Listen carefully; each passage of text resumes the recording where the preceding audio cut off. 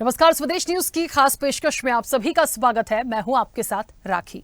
मध्य प्रदेश के उज्जैन में साल 2028 में होने वाले सिंहस्थ की तैयारियां जोरों पर हैं। एक तीर्थ के रूप में राजा विक्रमादित्य की नगरी उज्जैनी को संवारा जा रहा है, साथ ही संवारी जा रही है उज्जैन की जीवनधारा शिप्रा को। दरअसल मुख्यमंत्री डॉक्टर मोहन यादव के प्रयास हैं और अभियान भी है कि शिप्रा की धारा अविरल बहती रहे और शिप्रा के निर्मल जल से सिंहस्थ में आने वाले साधु संत और श्रद्धालु स्नान कर सके। आपको बता दें कि शनिवार को मध्य प्रदेश के मुख्यमंत्री डॉक्टर मोहन यादव परिवार सहित प्रयागराज महाकुंभ में पहुंचे। मुख्यमंत्री ने स्नान के बाद संगम क्षेत्र स्थित जूना पीठाधीश्वर आचार्य महामंडलेश्वर स्वामी अवधेशानंद महाराज के शिविर में पहुंचकर उनका आशीर्वाद लिया। उन्होंने कहा कि प्रयागराज सभी तीर्थों का राजा है। मां गंगा की कृपा और बाबा महाकाल के आशीर्वाद से यह आस्था का महाकुंभ सनातन संस्कृति की ध्वजा के नीचे हो रहा है।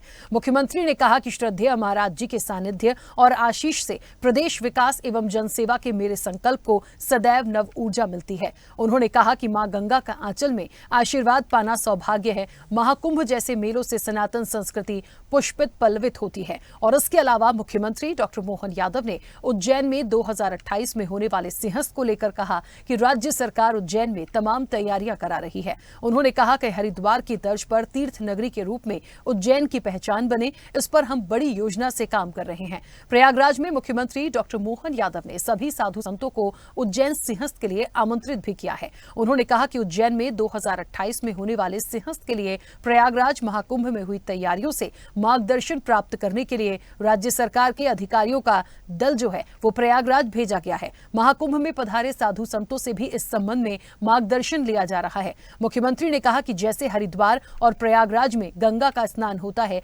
वैसे ही उज्जैन में शिप्रा के जल से स्नान हो और कहीं न कहीं ये अविरल बहे, और इसके लिए हमने प्रबंधन और तैयारियां की हैं। सीएम ने कहा कि शिक्षा में जहां जहां अवरुद्ध है, जहां आवश्यकता होगी वहां कार्य किया जा रहा है, जिससे उसकी पवित्रता और गौरव गरिमा बढ़ी रहे।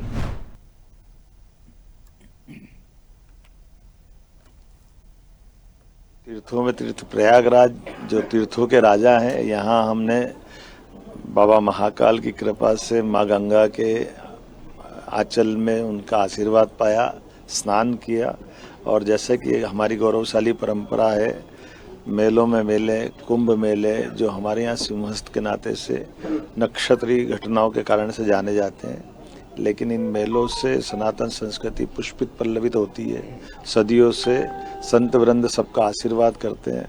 हमने देवता नहीं देखे, लेकिन जीते जी देवता देखने का आनंद यहाँ स्वर्ग समान बरसता है। ये कृपा बरसती में अपनी ओर से हमारे सभी संत वृंद का, परम पूज्य रविंद्र गिरी जी महाराज साहब, परम पूज्य हरिगिरी जी महाराज साहब, सभी संतों के साथ में मैं सबको प्रणाम कर रहा हूँ। और हमने निमंत्रण दिया, आइए। अब यहाँ के बाद उज्जैन बुला रहा है। आगामी 2028 में उज्जैन में सिंहस्थ का आयोजन है। इस अवसर पर हमने पर्याप्त तैयारियां करा दी। सभी संत वृंद के लिए, अखाड़ों के लिए स्थायी निर्माण प्रक्रिया को चालू करते हुए पूरा अखाड़ा परिषद सहित बाकी सब मित्रों के लिए, सामाजिक संस्थाओं के लिए अखाड़ा, स्कूल, कॉलेज, हॉस्पिटल, धर्मशाला, एक हरिद्वार के तर्ज पर तीर्थ नगरी के रूप में, धार्मिक नगरी के रूप में उज्जैन की पहचान बने, इस पर एक बड़ी योजना से हम काम कर रहे हैं। ऐसे में सबकी इच्छा थी कि हरिद्वार के समान जैसे गंगा का स्नान वहाँ होता है या यहाँ होता है, अब उज्जैन में आए तो छिप्रा के जल से स्नान हो और ये पूरे साल छिप्रा जी में जल मिले। तो हमने प्रबंधन ऐसे किए राज्य सरकार के माध्यम से। निश्चित रूप से आने वाले समय में छिप्रा के जल से ही हमेशा सारे तीर्थ पर्वों के स्नान होंगे और सिंहस्थ का स्नान भी छिप्रा के जल से होगा।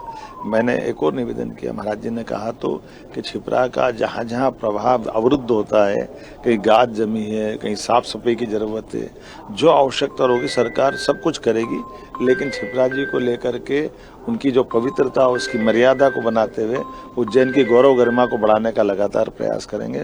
मैं पुनः सभी संत चरण में प्रणाम करते हुए अपनी सरकार के लिए उनकी तरफ से आशीष की कामना भी करता हूँ और सनातन धर्म की, संस्कृति की ये धारा निर्वल अविराम बहती रहे, यह कामना रखता हूँ। और सभी सरोवर की सफाई का काम भी हम करेंगे, क्योंकि जल ही जीवन है। हम हर साल जल गंगा अभियान चलाते हैं और इसमें हमने प्रायोरिटी रखते हुए फिर पुनः संकल्प किया है कि गंगा दशमी तक ये लगातार अभियान चलेगा, गुड़ी पड़वा से लगाकर। और सारे जल स्रोतों पे काम करेंगे। हमने तो 3 नदी जोड़ो अभियान हाथ में लिया है। अपने यशस्वी प्रधानमंत्री के नेतृत्व में पार्वती काली सिंध चंबल परियोजना, केन बेतवा उत्तर प्रदेश सरकार के साथ, एक राजस्थान के साथ, और अब तीसरी ताप्ती मैया को महाराष्ट्र सरकार के साथ जोड़ करके ये पूरा मध्य प्रदेश जल के मामले में पीने के, सिंचाई के और उद्योगों के लिए जल से सरसब्ज हो जाए इस आह्वान के आधार पर। लेकिन केवल भौतिक प्रगति से काम नहीं चलता है, ये आध्यात्मिक आशीर्वाद भी मिले, सारे तीर्थ चैतन्य हो, सब देवस्थान जगमगाए, ये हमारी सबकी इच्छा है। और संत वृंद के आशीर्वाद से निश्चित रूप से बाबा महाकाल ये कराएंगे, ये कामना करते हुए मैं तीर्थ की इस यात्रा में पुनः आप सबका वंदन अभिनंदन करता हूँ। प्रणाम। तो महाकुंभ पहुंचे थे डॉक्टर मोहन यादव सपरिवार, और गंगा स्नान के बाद, क्योंकि देखिए सिंहस्थ की जो तैयारियां होती हैं मध्य प्रदेश के लिए, उज्जैन के लिए, शिप्रा में जो स्नान कराना है, जिस तरीके से तमाम साधु संतों को वहां से भी वो एक आमंत्रण उन्होंने दिया है और चाहते हैं, क्योंकि कहते हैं ना सनातन संस्कृति को बढ़ाने के लिए लगातार उसके लिए प्रयास करने के लिए हमेशा से मध्य प्रदेश की सरकार काम करती आई है। डॉक्टर मोहन यादव भी इसको लेकर लगातार प्रयासरत रहे हैं जब से उन्होंने एक जिम्मेदारी, एक कमान को संभाला है। और इसीलिए सिंहस्थ का जो अभियान है और निर्मल जल से शिप्रा स्नान की जो तैयारियां हैं 2028 में इस आयोजन को होना है। लेकिन देखिए वो सोच और वो तैयारियां और उस प्रयास को और उस पूरे आयोजन को सफल बनाने के लिए यदि अभी से उसके लिए मंथन और चिंतन किया जा रहा है तो आप समझिए कि एक अपनी पहचान कहीं ना कहीं उज्जैन की आने वाले समय में हमें दिखेगी। और तब सबसे ज्यादा एक मान और बढ़ेगा जब वाकई देश भर के साधु संत भी इस तरह से यदि मध्य प्रदेश में आएंगे तो जैसे महाकुंभ है वैसी सिंहस्थ की जो तैयारियां हैं, सिंहस्थ का जो एक महत्व होगा वो हम सबके सामने आएगा। हमारे साथ इस चर्चा में 2 मेहमान भी जुड़े हैं, उनसे भी हम इसके बारे में बात करेंगे। सबसे पहले आपका परिचय करा दें। वरिष्ठ पत्रकार हैं रमेश शर्मा। रमेश शर्मा जी, बहुत स्वागत हमारे साथ चर्चा में जुड़ने के लिए। और अखिल भारतीय हिंदू महासभा के का पक्ष रखने के लिए महामंडलेश्वर बाबा महादेव भी हमारे साथ जुड़े हैं। बाबा महादेव जी, आपका भी बहुत स्वागत है। मैं चर्चा की शुरुआत सबसे पहले रमेश जी आपसे करूंगी। सबसे पहले इस प्रयास के लिए जो 2028 में होना है, लेकिन अभी से आज हम 2025 में हैं, इसकी तैयारियां, इसका मंथन, इसका चिंतन और सनातन संस्कृति को लेकर जो सिंहस्थ की तैयारियों के बारे में कहा गया है और गौरवशाली महोत्सव की जो बात या जो कहते हैं ना कि एक प्रयास, जो सोच मध्य प्रदेश के मुखिया ने रखी है, उसे आप किस तरह से देखते हैं? देखिए, इसमें कोई शक नहीं राखी जी, यदि हम राजनीति से हटकर के बात करें तो सिंहस्थ की तैयारी के लिए मुख्यमंत्री जी मोहन यादव जी उसमें विशेष रुचि ले रहे हैं। उसका 1-2 कारण है। एक तो कहीं ना कहीं अगर आप देखेंगे कि चूँकि मोदी जी का जिस तरह रुझान रहा है उसी तरीके से मोहन यादव जी, और दूसरी जो है विशेष बात यह है कि वो उज्जैन के ही रहने वाले हैं, तो स्वाभाविक रूप से सिंहस्थ की तैयारियों पर वो विशेष ध्यान दे रहे हैं। और बीच में क्षिप्रा नदी के बारे में ऐसा खबरें आने लगी थी कि उसका पानी सूखने लगा है, कहीं रुकने लगी है, तो उसको नर्मदा लिंक जो परियोजना, क्षिप्रा नर्मदा लिंक परियोजना है, उसको ताबड़तोड़ पाइपलाइन से अभी जोड़ा गया है और एक बार में लगभग 2 लाख लीटर से ज़्यादा पानी उसमें छोड़ा जा रहा है। तो उम्मीद ये की जा रही है, जैसा कि मैं अभी बाइट सुन रहा था मुख्यमंत्री जी की, कि शुद्ध जल में ही स्नान हो, पवित्र जल में ही स्नान हो। तो स्वाभाविक रूप से यदि इतना जल वहाँ पर प्रवाह बनेगा तो पानी बराबर उसमें शुद्ध होगा।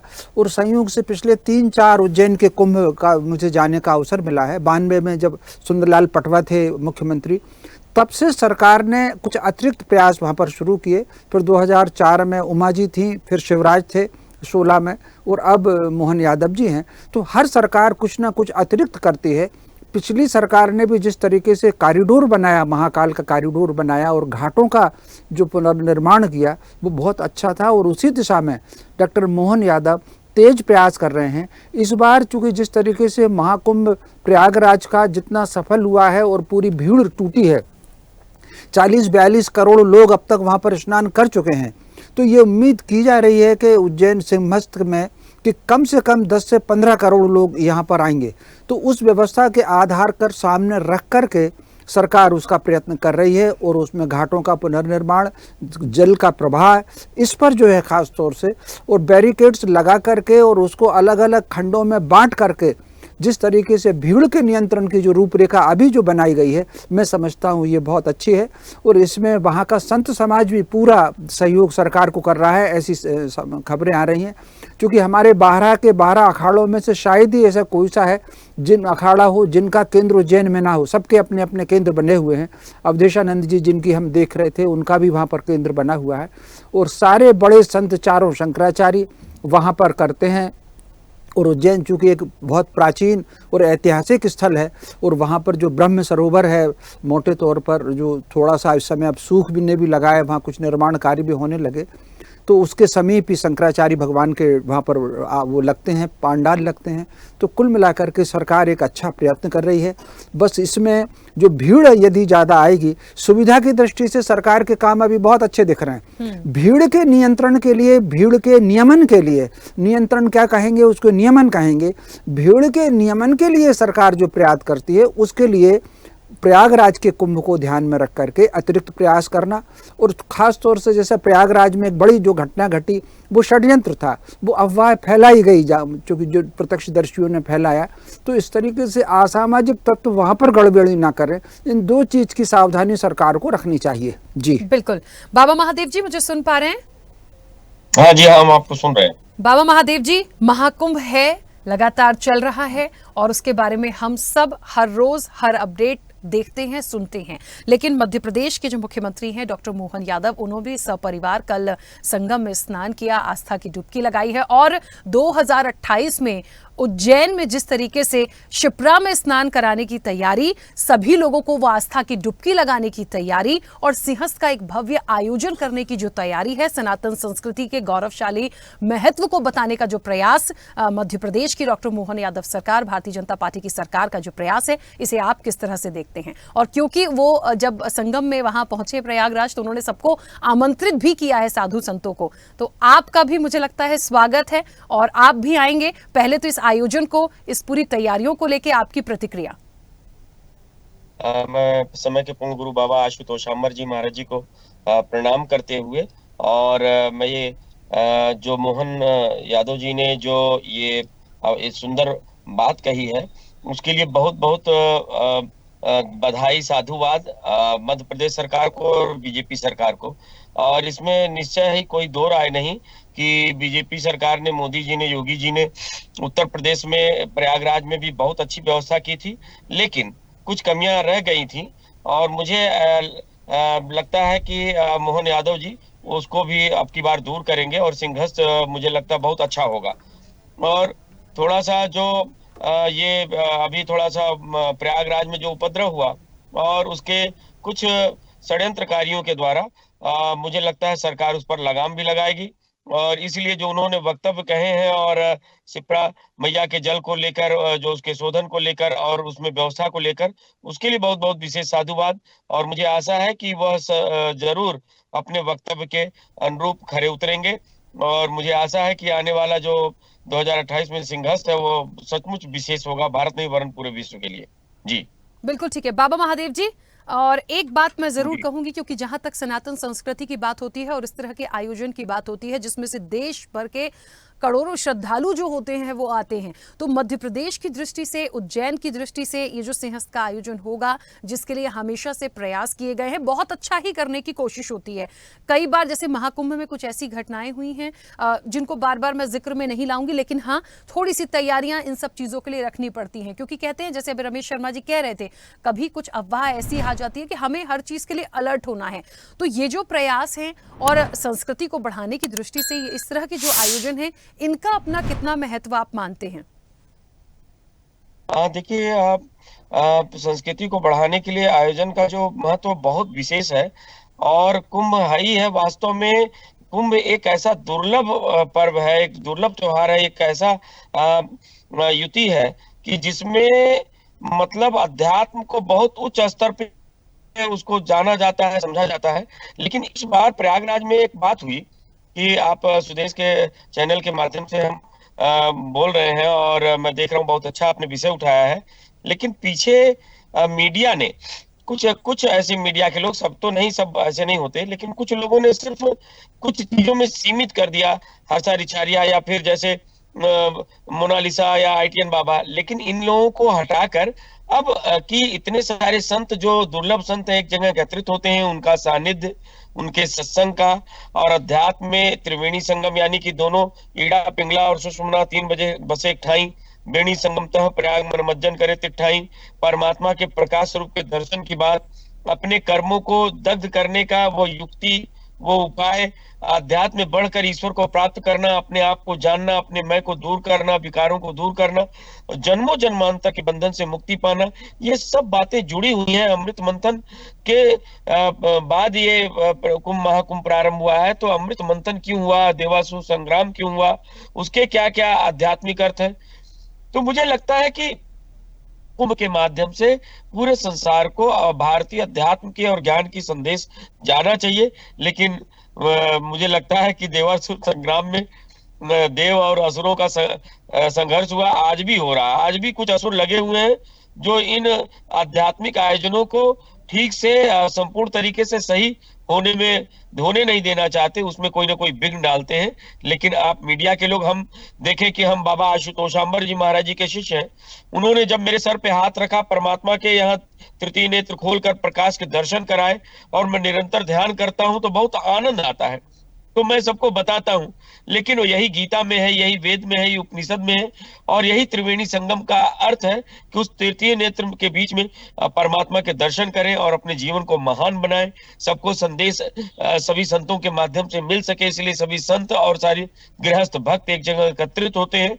यह संदेश जाना चाहिए। मुझे लगता है कि मीडिया अपने इन त्रुटियों पर ध्यान देकर आगे इसको अच्छे तरीके से रखेगी, और मध्य प्रदेश सरकार ऐसी व्यवस्था बनाएंगे मोहन यादव जी कि जिससे यह आध्यात्मिकता का प्रचार प्रसार होने में बहुत सुगमता मिलेगी। और उन्होंने अगर ऐसा संकल्प लिया है तो ये भगवान की कृपा के रूप में, मैं आशुतोष भगवान की कृपा, माँ आशुतोषाम्बरी जी की कृपा के रूप में देखता हूं, और माँ उनको सद्बुद्धि दे, भगवान आशुतोष कृपा करें कि जिससे और अच्छे और बेहतर और उम्दा और उत्कृष्ट रूप में वो इस सिंहस्थ कुंभ को आयोजन करे। जय श्री राम, हर हर रमेश जी, एक बात बहुत इस चीज को थोड़ा सा आगे बढ़ाऊंगी। कहते हैं ना कि आस्था का महाकुंभ, कुंभ की जब बात आएगी, जब महाकुंभ की बात आएगी, तो हम हमेशा आस्था से जोड़ते हैं। देश भर के साधु संत आते हैं। इस बार वाकई में महाकुंभ में उन्होंने खुद ही जिक्र किया कई लोगों का। कुछ ऐसी चीजें भी आई हैं जिनकी बहुत आवश्यकता नहीं थी, लेकिन आई। कुछ घटनाओं का जिक्र आपने भी किया था। लेकिन मुझे लगता है ये बात है, यदि सिंहस्थ की तैयारियां आज अभी से चिंतन मंथन किया जा रहा है सरकार की तरफ से, तो यदि इन सारी बातों का समावेश किया जाए, ध्यान में रखा जाए, और क्योंकि आस्था है तो वो आस्था ही दिखे, वो संस्कृति है तो वो संस्कृति ही दिखे, क्योंकि कहते हैं ना कि एक मैसेज जाता है, और जहां देश भर के साधु संत हों, उनकी अपनी साधनाएं होती हैं, एक लंबा समय वो देते हैं, तो उनका आना, उनका आशीर्वाद लोगों को मिलना, उनकी बातें, उनका नेचर, सब चीज जो लोगों के बीच में पहुंचती है, वो एक अपनी एक अलग छवि बनाता है। तो मुझे लगता है इन सारी चीजों को भी यदि लाया जाए तो ये एक बहुत भव्य आयोजन सिंहस्थ का होगा, और इसमें कोई दो राय नहीं है कि मध्य प्रदेश की भारतीय जनता पार्टी की सरकार को, और कहीं ना कहीं मध्य प्रदेश को, उज्जैन को कोई कहीं रोक नहीं पाएगा यदि ये संदेश हमारा जाए तो। ये बिल्कुल आपने ठीक कहा। ये जो चारों स्थान हैं जो पूज्य आदि शंकराचार्य जी ने चिन्हित किए थे, वो जो चिन्हित किए थे वो केवल यूं ही चिन्हित नहीं किए थे कि हरिद्वार और उज्जैन और प्रयागराज और नासिक। इसमें बाकायदा जो सौरमंडल की स्थिति है उसका अध्ययन किया गया था। भारत में एक भी परंपरा, एक भी तीज त्यौहार बिना अनुसंधान के उसमें वैज्ञानिक और आध्यात्म दोनों परिवेश रहे हैं। पूरा संसार दृश्य जगत में जीता है, जो दिखता है, पदार्थ है, जो मैटर जिसको कहा जाता है, उसमें जीता है। लेकिन भारतीय चिंतन अदृश्य जगत में भी जीता है, जिसको हम आस्था कहा गया है।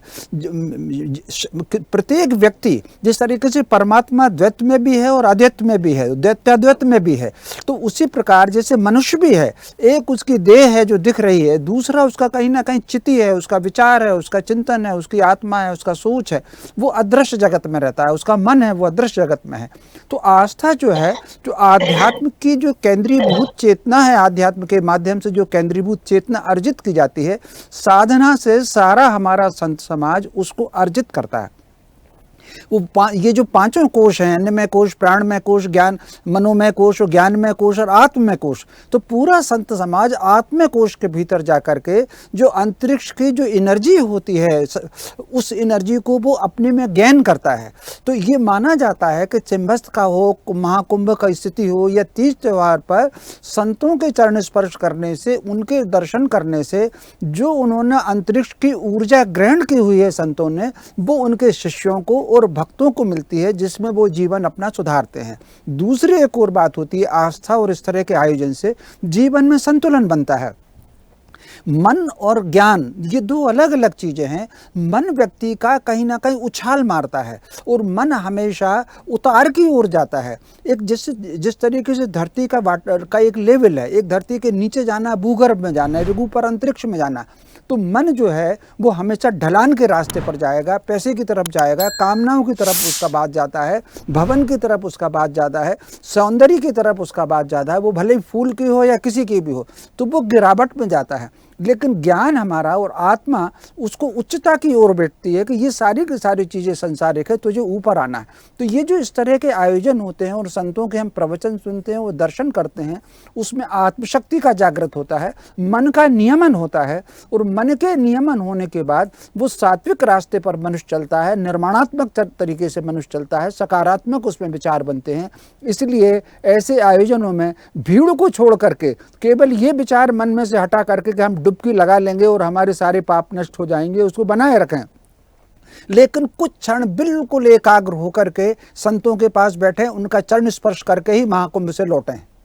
बिल्कुल सही बात है। चलिए, और इसी के साथ समय भी हो गया है। आप दोनों का बहुत मुझे लगता है शुक्रिया हमारे साथ जुड़ने के लिए। और एक बात बहुत सही भी है, देखिए कि सनातन की धारा अविरल बहती रहे, ये हमारा प्रयास है, हम सबका प्रयास है। और सबके प्रयास के साथ साथ मध्य प्रदेश की जो सरकार है, जो लगातार इस दिशा में काम कर रही है, प्रयास कर रही है, उसकी भी सराहना की जानी चाहिए। तो एक कहते हैं अभी से एक अच्छा मैसेज हमें जरूर मिल गया कि महाकुंभ तो है ही, महाकुंभ के बाद अब 2028 में जब मध्य प्रदेश की धरती पर तमाम लोगों को जो आमंत्रित किया गया है वो आएंगे, उज्जैन में आएंगे और उस शिप्रा में स्नान के लिए आस्था की डुबकी लगाएंगे, तो एक अलग ही तस्वीर हमारे और आपके सामने आएगी। उसका हम सभी को इंतजार भी करना चाहिए। खास चर्चा में इतना ही। बने रहिए स्वदेश न्यूज के साथ, सबसे पहले देश। ऐसे ही वीडियोस के लिए लाइक करें, शेयर करें, फॉलो करें, YouTube पर जाकर सब्सक्राइब कर बेल आइकन दबाना ना भूलें। और ताजा अपडेट्स के लिए स्वदेशलाइव.com पर जरूर जाएं।